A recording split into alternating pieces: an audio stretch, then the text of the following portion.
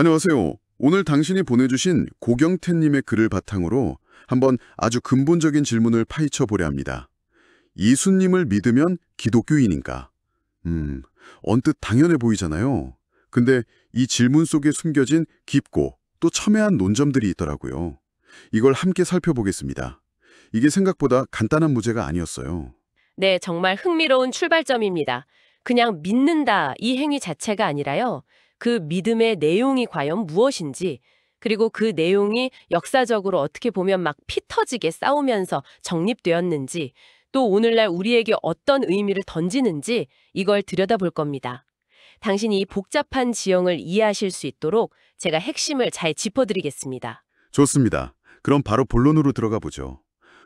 자료에서는 기독교 신앙의 중심에 교리가 있다고 강조하더라고요. 네, 그렇죠.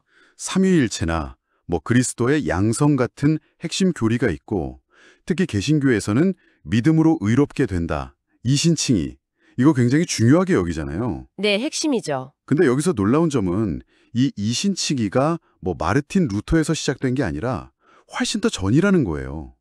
사도행전 15장 예루살렘 공의회 결정, 즉 주 예수의 은혜로 구원받는다는 이 정신을 재확인한 거다, 이런 분석이 있더라고요. 저는 솔직히 이게 거의 루터의 전유물처럼 생각했는데 뿌리가 훨씬 깊다는 거네요. 바로 그 점이 중요합니다. 사도시대까지 거슬러 올라간다는 건 이 문제가 정말 초대교회 때부터 핵심 중의 핵심이었다는 의미죠. 여기서 교리, 도그마라는 말 자체도 좀 짚고 넘어갈 필요가 있어요. 아, 네네. 그 20세기의 유명한 신학자 칼바르트는 교리를 신에 관한 말에서 얻는 바른 내용, 이 정도로 봤지만 이건 좀 개인적이고 경험적인 뉘앙스가 강하다, 이런 평가가 있습니다. 반면에 개혁파 신학에서는 교리를 단순히 개인의 느낌이나 체험, 이게 아니라 교회가 공적으로 확정하고 선포한 규범적 신학 문장, 그러니까 믿음의 표준으로 본다는 거죠. 아, 공적인 표준. 네, 모두가 따라야 할 공적인 기준이라는 의미가 훨씬 강한 겁니다. 아하, 그냥 교리라고 해도 그 무게감이나 의미를 이렇게 다르게 볼 수 있군요.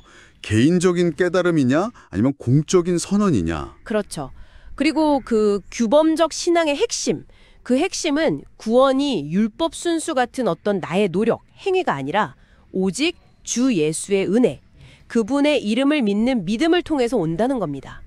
성령의 역사로 주어지는 선물이라는 거죠. 그리고 이 믿음 안에서는 유대인이든 이방인이든 배경에 상관없이 모두가 하나의 교회를 이룬다. 이게 사도행전 15장 회의의 결론이었고요. 근데 바로 여기서 현실과의 괴리가 발생한다, 이렇게 지적을 해요. 원칙은 분명 차별 없는 은혜인데 실제 교회 안에서는 인종이나 지역 차별 같은 문제들이 버젓이 존재한다는 거죠. 이런 현상이 바로 그 구원의 은혜와 핵심 교리에 대한 이해가 부족하기 때문이다, 이렇게 꼬집는군요. 뭐랄까, 이론과 현실의 간극이랄까요? 네, 바로 그 지점입니다. 교리가 삶으로 제대로 이어지지 못하는 현실을 비판하는 거죠. 자, 이제 좀 더 흥미로운 지점으로 가보겠습니다. 예수님을 믿으면 구원 얻는다, 이 말 자체는 맞는데 문제는 어떻게 믿느냐는 겁니다. 아, 어떻게 믿느냐? 네, 바로 이 지점에서 정통과 이단이 갈린다. 이게 이 자료의 핵심 주장이에요. 어떻게 믿느냐가 관건이다. 이게 오늘의 진짜 핵심 질문이 되겠네요. 그렇습니다.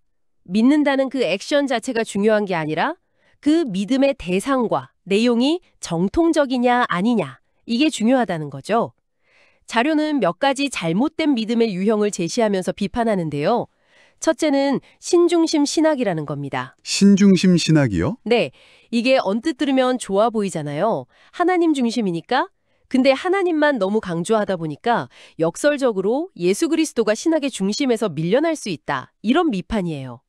어떻게 보면 인간 중심 신학과 비슷한 결과를 낳을 수도 있다라는 상당히 날카로운 지적이죠. 하나님 중심이라면서 예수님이 소외될 수 있다니? 아, 정말 역설적이네요. 그럼 둘째는 뭔가요? 둘째는 예수님을 믿는 것보다 따르는 것에 더 초점을 맞추는 경향입니다.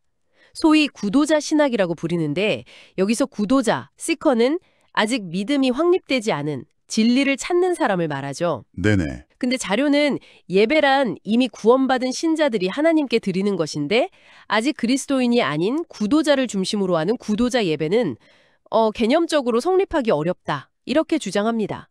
예배의 주체는 구원받은 자들이라는 전제가 아주 강하게 깔려 있는 거죠. 와, 이것도 상당히 단호한 입장인데요. 요즘 같은 시대에는 뭐 예수를 본받아 살려는 사람도 넓게 보면 그리스도인 아니냐 이렇게 생각할 수도 있을 텐데요. 이 자료는 거기에도 분명히 선을 긋는군요. 믿음의 내용을 아주 엄격하게 보려는 것 같습니다. 정확히 보셨습니다. 그래서 이단 논쟁 역시 결국 예수님을 어떻게 믿는가의 문제라고 말하는 겁니다. 이단이라는 말 자체도 보통 우리가 끝이 다르다 이렇게 풀지만 원래 그리스어 하이레시스는 그냥 당파나 종파를 뜻하는 중립적인 단어였다고 해요. 와, 원래는 중립적이었군요. 네, 이게 신약 성경에서는 부정적인 의미로 쓰이기 시작했고, 특히 이단은 그냥 생각이 다른 개인을 넘어서 집단화해서 복음과 교회를 공격하는 특징을 보인다, 이렇게 지적합니다. 특히 그 교묘한 이단, 사이비에 대한 경고가 저는 인상 깊었습니다. 겉으로는 예수님, 성경 다 이야기하는데 결국에는 교주 개인을 신격화하고 숭배하게 만든다는 거잖아요. 맞아요. 시작은 비슷해 보여도 도착지가 완전히 다른 곳이라는 거죠. 네, 맞습니다. 이런 집단의 특징으로 몇 가지를 제시하는데 이게 우리에게도 시사하는 바가 좀 있습니다. 첫째, 사용하는 말이 특정 패턴으로 계속 반복되고 생각에 더 넓게 확장되지 않는 경향이 있다는 겁니다. 뭐랄까, 복잡한 미로 속으로 계속 끌고 들어가면서 그걸 마치 대단한 깨달음이나 사유의 확장인 것처럼 포장한다. 이런 비판이죠. 그렇죠. 뭔가 계속 맴도는 느낌? 네, 둘째는 그 뿌리에 고대의 영지주의적인 요소가 있다는 분석입니다. 자기들만 아는 비밀스러운 지식이나 깨달음이 있다는 우월감, 스스로를 신격화하려는 경향, 혹은 자기들만 선택받았다는 선민의식, 이런 것들이죠. 듣고 보니 상당히 그럴듯하네요. 혹시 그럼 스스로 좀 점검해 볼 방법 같은 것도 제시하나요? 네, 흥미롭게도 그런 제안을 합니다. 자신이 평소에 자주 반복하는 말이나 생각을 한번 글로 쭉 적어보라는 거예요. 글로? 네, 말은 즉흥적이라서 속이기 쉬워도 글은 그 논리 구조나 반복되는 패턴을 더 명확하게 드러내기 때문이라는 거죠. 당신도 한번 스스로의 생각 패턴을 글로 점검해 보는 것도 좋겠네요. 그거 좋은 방법인데요. 저도 한번 꼭 해봐야겠습니다. 자, 그렇다면 역사적으로 예수님을 어떻게 믿는가 이 문제가 가장 극적으로 충돌했던 순간은 언제였을까요? 자료는 주저없이 325년 니케아 공의회를 지목합니다. 네, 니케아. 로마 제국이 밀라노 칙령 313년이죠. 이걸로 기독교를 공인하고 신앙의 자유를 준 지 불과 10여 년 만에 제국 전체를 뒤흔드는 신앙 논쟁이 터졌다는 겁니다. 어떻게 보면 아이러니하게도 자유가 주어지자마자 내부에 가장 큰 문제가 터져나온 셈이네요. 바로 그겁니다. 평화가 찾아오자마자 가장 근본적인 질문이 수면 위로 확 떠오른 거죠. 논쟁의 중심에는 아리우스라는 인물이 있었습니다. 그의 주장은 아들 예수 그리스도는 아버지 하나님과 완전히 동일한 존재가 아니다. 오히려 영원전에 창조된 존재이며 따라서 아버지보다는 열등하고 본질이 유사할 뿐 호모이오시오스이다. 이런 거였어요. 아, 유사하다. 네, 오직 성부 하나님만이 완전하고 참된 하나님이다. 이게 그의 주장이었죠. 와, 이건 그냥 신학자들끼리의 말싸움 수준이 아니었겠는데요? 당연하죠. 당시 알렉산드리아의 대주교였던 알렉산더, 그리고 그의 후계자 아타나시우스가 여기에 강력하게 반박했다고 나오죠. 그 논리가 정말 흥미로웠어요. 만약 예수님이 아리우스 말대로 참 하나님이 아니시라면 그분이 우리 죄를 사해 주셨다는 기독교의 핵심 메시지 자체가 흔들린다는 겁니다. 왜냐하면 죄를 용서하는 권한은 오직 하나님께만 있기 때문이죠. 정확합니다. 이게 핵심 논리였습니다. 예수님의 신성이 부정되면 기독교의 구원론 자체가 그냥 무너진다. 이런 위기감이었죠. 죄사함의 능력, 이게 바로 신성의 증거다. 이런 인식이었습니다.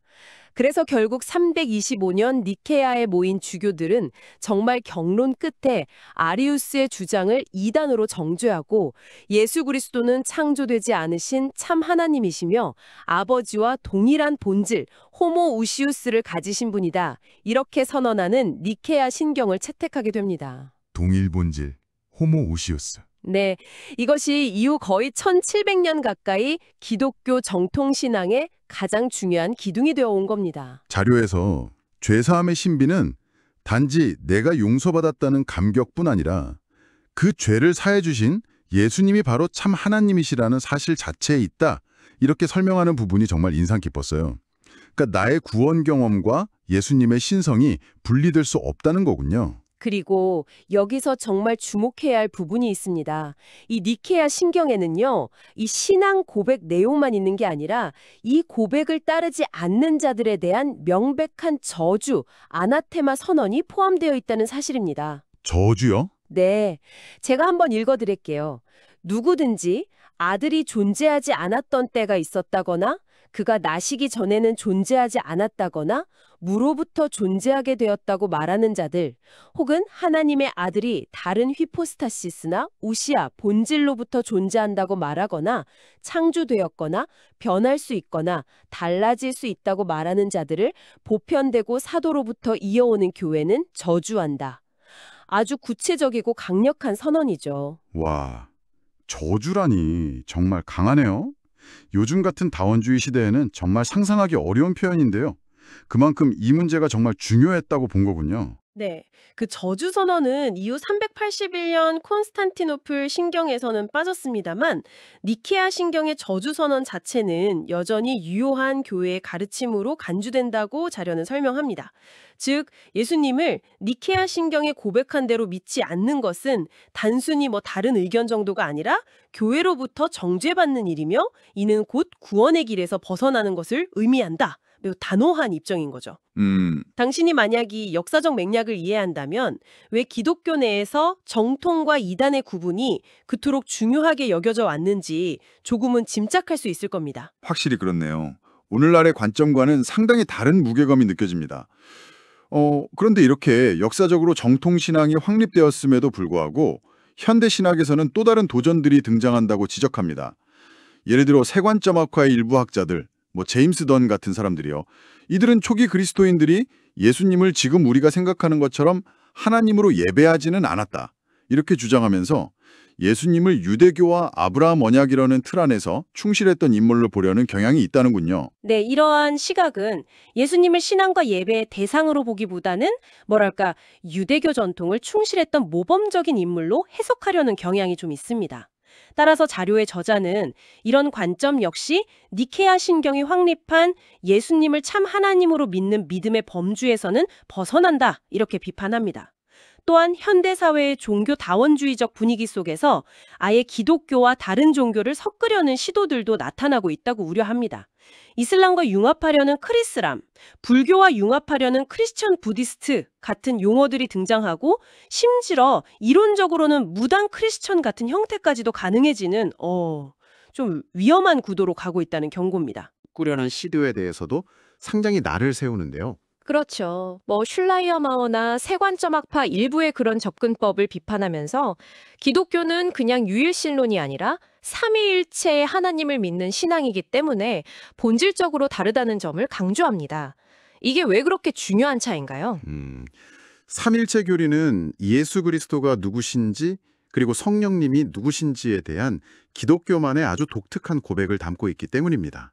그냥 하나의 신을 믿는다 이렇게 뭉뚱그려 버리면 예수 그리스도의 신성이라든지 성령의 인격이라든지 이런 기독교 신앙의 핵심적인 내용들이 희석될 수밖에 없다는 거죠. 아, 그렇군요. 네, 그래서 이 자료는 삼위일체야말로 기독교 신앙의 정체성을 규정하는 핵심 요소다 이렇게 강조하는 겁니다. 그렇군요. 결국 모든 논의가 다시 예수님을 어떻게 믿는가로 돌아오네요. 맞습니다.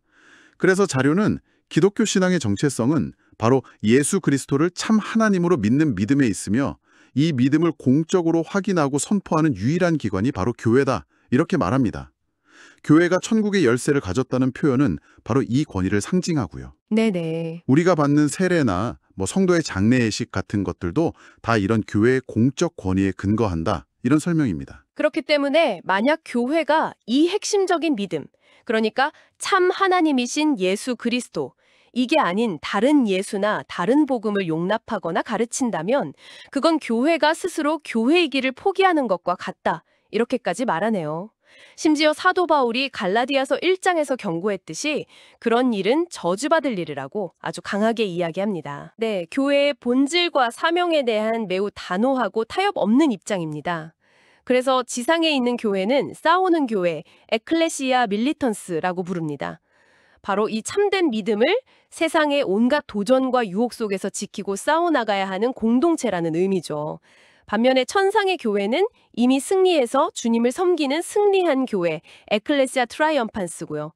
따라서 이 땅의 교회와 성도들에게는 거룩하게 살면서 믿음 안에서 자라갈 책임, 그리고 이 복음을 담대하게 세상에 전해야 할 사명이 있다. 이렇게 역설합니다. 그럼 전체 내용을 한 문장으로 한번 요약해 본다면 이 자료는 예수님을 믿는 것은 단순히 예수님의 가르침을 따르거나 그분의 삶을 본받는 것을 넘어서 예수 그리스도 그분 자체를 성부 하나님과 동일 본질이신 참 하나님으로 믿는 것이며 이것이 기독교 신앙의 핵심이자 정체성이다. 이렇게 말하는 거군요. 네, 정확하게 요약하셨습니다. 그것이 이 자료가 처음부터 끝까지 일관되게 강조하고 있는 메시지입니다. 그리고 이 믿음을 부끄러워하지 않고 세상에 담대히 증거하고 전파하는 것, 이것이 바로 그리스도인의 삶이다 라는 도전으로 마무리하고 있습니다. 오늘 우리는 예수님을 믿으면 기독교인가? 라는 어찌 보면 단순해 보이는 질문에서 시작해서 기독교 신앙의 정말 심장부에 있는 믿음의 내용, 특히 예수 그리스도를 참 하나님으로 아버지와 동일 본질로 믿는 이 신앙 고백이 왜 그토록 중요하게 여겨져 왔는지를 깊이 있게 탐구해 보았습니다. 특히 325년 니케아 공의회라는 역사적 사건을 통해서 이 문제가 얼마나 치열하고 중요하게 다뤄졌는지 아주 생생하게 느낄 수 있었네요. 네, 자료에서 보여주는 어떤 이단이나 다른 믿음에 대한 단호한 태도는요, 오늘날 종교 다원주의를 존중하는 사회 분위기 속에서는 다소 불편하거나 좀 배타적으로 들릴 수도 있을 겁니다. 네, 그럴 수 있죠. 하지만 중요한 것은 이 자료가 기독교 정통 신앙이 역사적으로 스스로를 어떻게 정의하고 그 핵심 가치를 지켜왔는지 그 내부적인 논리와 절박함을 보여준다는 점입니다. 당신이 기독교를 이해하거나 혹은 다른 신앙과의 관계를 고민할 때 이 믿음의 내용을 중시했던 역사적 맥락을 아는 것은 분명 도움이 될 것입니다. 자, 이제 마지막으로 당신에게 질문 하나를 던지며 마무리할까 합니다.